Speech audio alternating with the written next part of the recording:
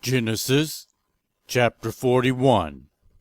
When 2 full years had passed, Pharaoh had a dream. He was standing by the Nile, when out of the river there came up 7 cows, sleek and fat, and they grazed among the reeds. After them 7 other cows, ugly and gaunt, came up out of the Nile and stood beside those on the river bank. And the cows that were ugly and gaunt ate up the 7 sleek fat cows. Then Pharaoh woke up. He fell asleep again and had a second dream. 7 heads of grain, healthy and good, were growing on a single stalk. After them 7 other heads of grain sprouted, thin and scorched by the east wind. The thin heads of grain swallowed up the 7 healthy full heads. Then Pharaoh woke up. It had been a dream. In the morning his mind was troubled, so he sent for all the magicians and wise men of Egypt. Pharaoh told them his dreams, but no one could interpret them for him. Then the chief cupbearer said to Pharaoh, "Today I am reminded of my shortcomings.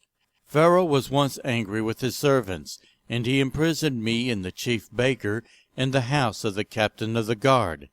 Each of us had a dream the same night, and each dream had a meaning of its own. Now a young Hebrew was there with us, a servant of the captain of the guard. We told him our dreams, and he interpreted them for us, giving each man the interpretation of his dream. And things turned out exactly as he interpreted them to us. I was restored to my position, and the other man was impaled." So Pharaoh sent for Joseph, and he was quickly brought from the dungeon.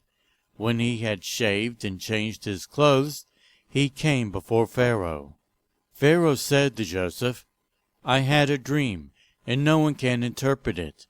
But I have heard it said of you that when you hear a dream you can interpret it."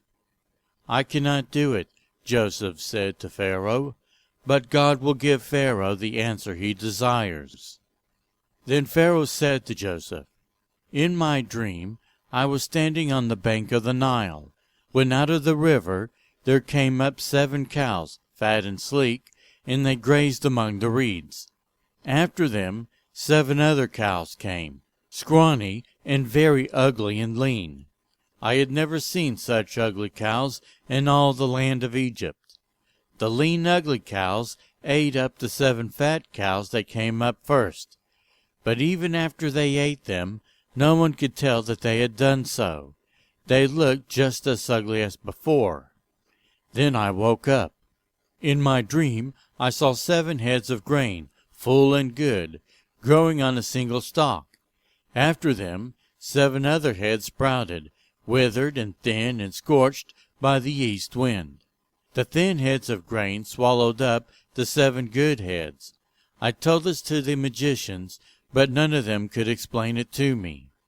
Then Joseph said to Pharaoh, "The dreams of Pharaoh are one and the same. God has revealed to Pharaoh what he is about to do.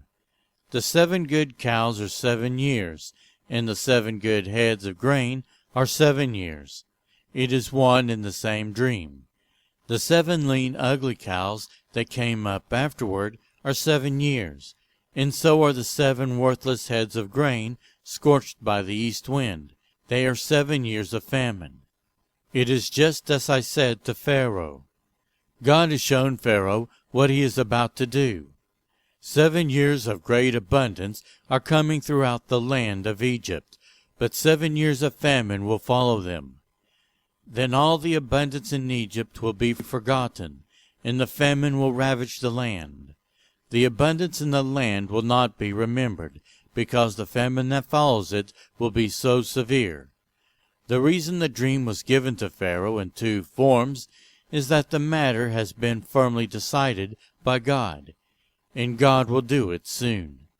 And now let Pharaoh look for a discerning and wise man, and put him in charge of the land of Egypt. Let Pharaoh appoint commissioners over the land to take 1/5 of the harvest of Egypt during the 7 years of abundance. They should collect all the food of these good years that are coming, and store up the grain under the authority of Pharaoh, to be kept in the cities for food. This food should be held in reserve for the country, to be used during the 7 years of famine that will come upon Egypt, so that the country may not be ruined by the famine. The plan seemed good to Pharaoh and to all his officials. So Pharaoh asked him, "Can we find anyone like this man, one in whom is the Spirit of God?"